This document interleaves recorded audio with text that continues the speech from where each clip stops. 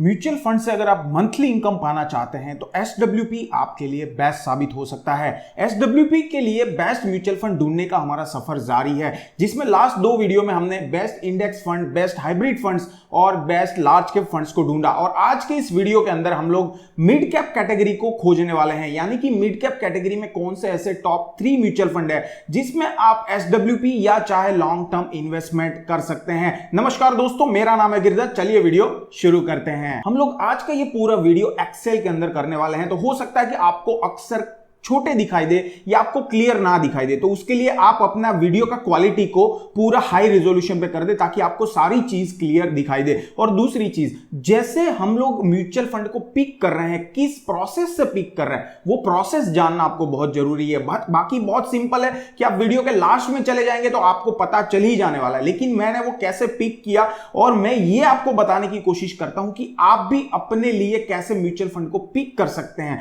तो ये पूरी प्रोसेस बहुत इंपॉर्टेंट है, इसको मिस मत करना। तो चलिए आपको लेके चलता हूं मेरे लैपटॉप की स्क्रीन के ऊपर में। तो यहां पे मिड कैप कैटेगरी के अंदर जितने डायरेक्ट म्यूचुअल फंड है वो यहां पे लिस्ट डाउन कर दिए हैं। मैं जनरली आपको डायरेक्ट म्यूचुअल फंड लेने की सलाह ही देता हूं, क्योंकि डायरेक्ट के अंदर आपको कहीं ना कहीं 1% का रिटर्न का सीधा फायदा मिलता है, जबकि रेगुलर में वो फायदा जो है वो चला जाता है जो भी ब्रोकर होता है उसको। तो यहां पे टोटल 38 ऐसे म्यूचुअल फंड है जो डायरेक्ट कैटेगरी के अंदर, डायरेक्ट म्यूचुअल फंड और मिड कैप कैटेगरी के अंदर है। इसमें से हमको टॉप 3 म्यूचुअल फंड ढूंढने हैं जिसमें हम लॉन्ग टर्म के लिए इन्वेस्टमेंट कर सके, अपने पोर्टफोलियो में शामिल कर सके, या इसमें से हम लोग SWP भी चालू कर सके। दोस्तों ध्यान रखिएगा, SWP के लिए मैंने जो क्राइटेरिया बताया था वो यहां पे बहुत इंपॉर्टेंट है।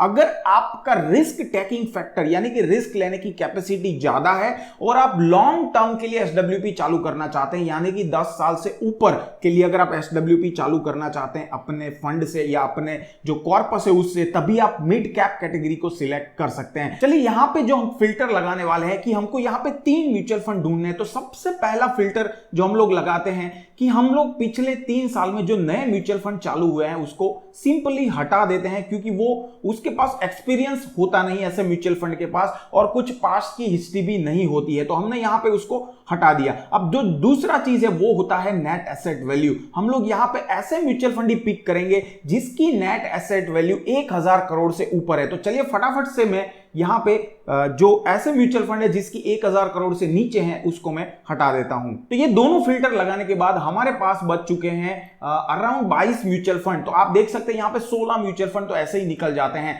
अब यहां पे जो मामला होने वाला है वो थोड़ा सा और ज्यादा गहरा होने वाला है, क्योंकि अभी जो म्यूचुअल फंड है वो पुराने भी है और जिसका एसेट मतलब ज्यादा लोग इसमें इन्वेस्ट कर रहे हैं, ऐसे म्यूचुअल फंड है। इसमें से हमको टॉप 3 म्यूचुअल फंड चूज करने हैं। तो जो नेक्स्ट चीज आएगी वो आएगी रिटर्न्स। अब हम लोग देखेंगे कि चारों होरिजोन में कौन से म्यूचुअल फंड है जो कंसिस्टेंटली रिटर्न जनरेट कर रहे हैं, यानी कि जो रिस्क टेकिंग फैक्टर है उसको मिटिगेट कर रहे हैं और कंसिस्टेंटली अपने इन्वेस्टर को रिटर्न जनरेट करके दे पा रहे हैं। तो उसके लिए यहां पे हम लोग 4 होरिजोन का रिटर्न को देखेंगे, 6 महीना, 1 साल, 3 साल और 5 साल। और ये रिटर्न जो है ये यहां पे ये म्यूचुअल फंड ने दिए हुए हैं, उसका यहां पे पूरा ब्यौरा आपको दिख रहा है। अब हमको क्या करना है, हम जब भी कोई चीज को देखते हैं तो उसको किसी के साथ कंपेयर करते हैं, तभी हमको पता चलता है कि ये रिटर्न सही है या गलत है। तो हम जिस रिटर्न के साथ इस रिटर्न को कंपेयर करेंगे वो है इस पर्टिकुलर कैटेगरी का कैटेगरी एवरेज रिटर्न, यानी कि जो मिड कैप कैटेगरी है उसका एवरेज रिटर्न क्या है, उसके साथ हम लोग हर एक हॉरिजॉन का रिटर्न को कंपेयर करेंगे। तो आप यहां पे देख सकते हैं 6 महीने के अंदर एवरेज रिटर्न दिखाया हुआ, 1 साल के अंदर 8.8 है, 3 साल में 27% और 5 साल के हॉरिजॉन में 14% मिड कैप कैटेगरी का एवरेज रिटर्न है। अगर ये म्यूचुअल फंड यानी कि कोई भी पर्टिकुलर म्यूचुअल फंड ये एवरेज रिटर्न को बीट करता है तब ये म्यूचुअल फंड अच्छा माना जाएगा। तो उस स्पेसिफिक हिसाब से हम लोग अच्छे म्यूचुअल फंड चूज करेंगे। और यहां पे दूसरा चीज जो मैं स्पेसिफिक चूज करता हूं कि वो particular mutual fund category average से मिनिमम 5% ज्यादा मार्जिन से उस रिटर्न को बीट करता हुआ होना चाहिए, यानी कि 5% ज्यादा रिटर्न जनरेट कर पर्टिकुलर हॉरिजॉन में किया होना चाहिए, तभी हम लोग ये मानेंगे कि कैटेगरी एवरेज को बीट कर रहा है 5% मार्जिन से। तो हम लोग ऐसे म्यूचुअल फंड को भी पिक करते हैं। तो चलिए यहां पे हम लोग एक कॉलम ऐड करते हैं और वो कॉलम हमारा रहेगा पर्टिकुलर बीट, कितने मार्जिन से बीट किया है ना। ये रिटर्न जो 6 महीने का अगर आप यहां पे रिटर्न देखेंगे तो ये रिटर्न और ये कैटेगरी एवरेज रिटर्न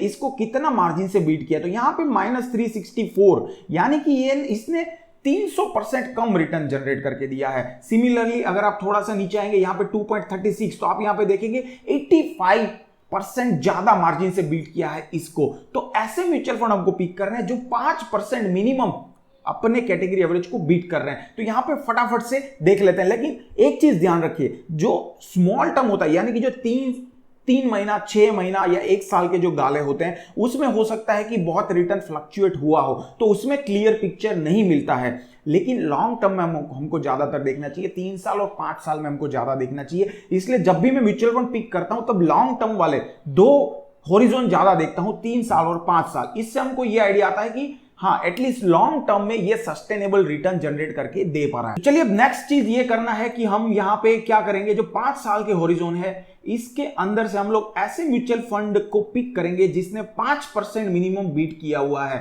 तो हम लोग फटाफट से इसको सिलेक्ट कर लेते हैं। तो ये है ऐसे म्यूचुअल फंड जिसने 5 साल के अंदर अपने कैटेगरी एवरेज को मिनिमम 5% से ज्यादा मार्जिन से बीट किया है। इसको हम लोग अलग कलर में हाईलाइट कर देते हैं और इसको हम लोग अनसिलेक्ट करके अब देखते हैं 3 साल में ऐसे कौन से म्यूचुअल फंड है जिसने 5% मिनिमम 5% से अपने कैटेगरी एवरेज को बीट किया है। उसको भी हम लोग यहां पे सिलेक्ट कर लेने वाले हैं और अभी हम देखेंगे यहां पे इतने म्यूचुअल फंड हमको मिल रहे हैं। इसको भी हम लोग अलग कलर से हाईलाइट कर देंगे। तो दोस्तों अब आपके सामने है कि लॉन्ग टर्म के अंदर में ये जो ग्रीन आपको दिख रहा है उसके ऊपर थोड़ा सा फोकस करिए। ये ग्रीन का मतलब है कि उसने अपने कैटेगरी एवरेज को अच्छे मार्जिन से बीट किया और ये अच्छा लॉन्ग टर्म सस्टेनेबल रिटर्न देने वाला फंड है। तो हम लोग यहां पे क्या करेंगे, जो जितने भी ग्रीन वाले हैं उसको रखते हैं, बाकी के सारे म्यूचुअल फंड पहले हटा देते हैं। तो ये यहां पे पूरे फिल्टर, तीसरा फिल्टर भी हमारा लग चुका है लॉन्ग टर्म रिटर्न का। यहां पे आप देखिए इतने फंड हमको मिले हैं, टोटल हमको मिले हैं 9 फंड। तो अगर आपका पैसा इसमें से कोई भी फंड में है, घबराने की जरूरत नहीं है। आपका पैसा अच्छे फंड में है, सेफ फंड में है, जो लॉन्ग टर्म से कंसिस्टेंट रिटर्न जनरेट करके दे पा रहा है। लेकिन हमको इसमें से टॉप 3 फंड सिलेक्ट करना है। तो वो सिलेक्ट करने के पहले चलिए सबसे पहले जान लेते कौन कौन से फंड है। तो मैं यहां पे थोड़ा सा जूम कर देता हूं ताकि आपको अच्छे से दिखे।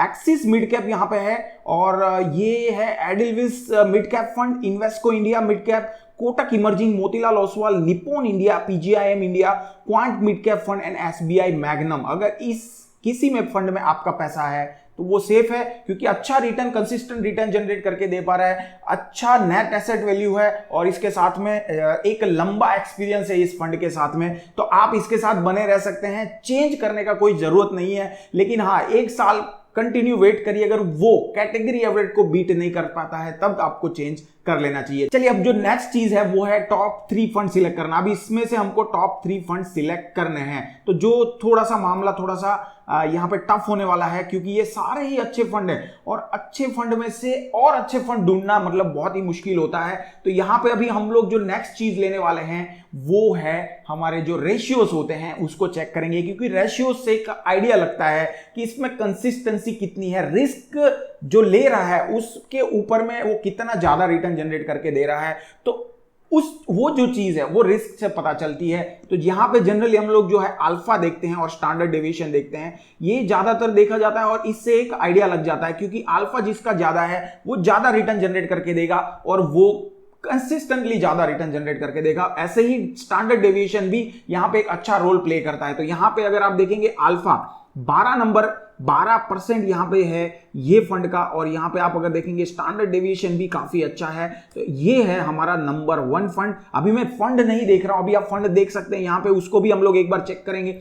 बट यहाँ पे अभी स्टैंडर्ड डेविएशन और अल्फा को देख के हम लोग देख सकते हैं कि कौन से फंड अच्छे हैं। यहाँ पे सेकंड नंबर पे है क्वांट मिड कैप, क्योंकि इसका अल्फा 11.35 है। इसके साथ में तीसरे नंबर पे यहाँ पे हमारा जो है एक्सिस मिड कैप फंड आ सकता है, लेकिन यहाँ पे स्टैंडर्ड डेविएशन उसका कम है। इसके लिए हमारे तीसरे नंबर पे यहाँ पे आ रहा है मोतीलाल ओसवाल, और इसके साथ में हम लोग चौथे नंबर पे यहाँ पे जो रखने वाले हैं वो फंड हमारा है ये, क्योंकि इसका स्टैंडर्ड डेविएशन अच्छा है और यहाँ पे अल्फा में भी ज्यादा फर्क नहीं है। तो ये हमारा चौथे नंबर पे है। 5वें नंबर पे यहाँ पे एक्सिस फंड है, और यहाँ पे अगर नेक्स्ट बात करेंगे 6ठे नंबर पे तो यहाँ पे एसबीआई मैग्नम है। तो इस हिसाब से हम लोग अगर नंबरिंग करें तो यहाँ पे फर्स्ट, सेकंड और थर्ड नंबर पे जो भी म्यूचुअल फंड आ रहे हैं वो आप यहाँ पे देख सकते हैं।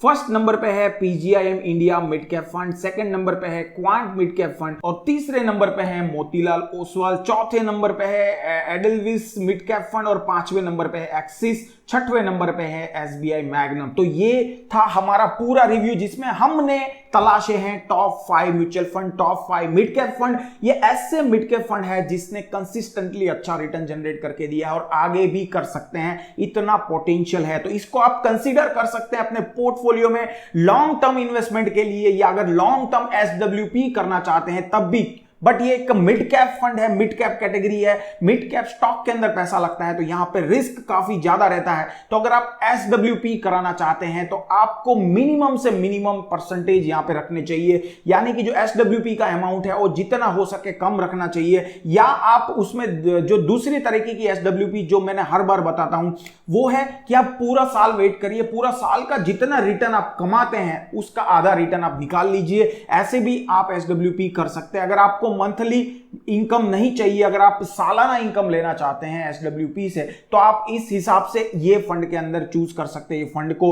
तो ये काफी अच्छी फंड है, अच्छी कैटेगरी है, आप अपने पोर्टफोलियो में शामिल कर सकते हैं। कुछ भी डाउट है मुझे कमेंट बॉक्स में जरूर बताइए। मिलता हूं आपको और किसी नए वीडियो में, जानकारीप्रद वीडियो में। तब तक अगर आपको ऐसे ही वीडियोस पसंद आते हैं म्यूचुअल फंड के ऊपर में तो आप हमारे इस चैनल को सब्सक्राइब कर सकते हैं। नीचे वाला लाल बटन दबा दीजिए, साथ में वो घंटा जो दिख रहा है उसको भी दबा देना, क्योंकि वो दबाने से आपको हमारे नए वीडियो के नोटिफिकेशन राइट टाइम पे मिलते रहेंगे। मिलता हूं आपको और किसी नए वीडियो में, तब तक stay healthy, stay invested, goodbye and जय हिंद।